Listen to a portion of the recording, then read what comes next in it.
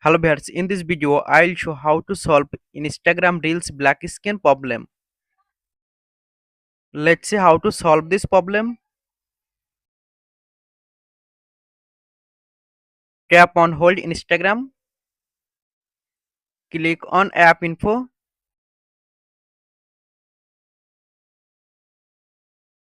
tap on storage and cache, tap on clear storage, tap on delete, go to Play Store, click on search bar and search Instagram.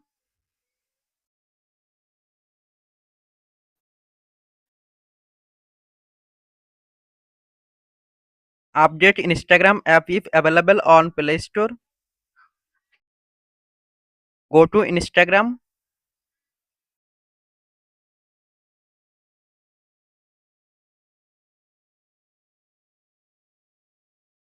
Instagram Reels black screen problem solved.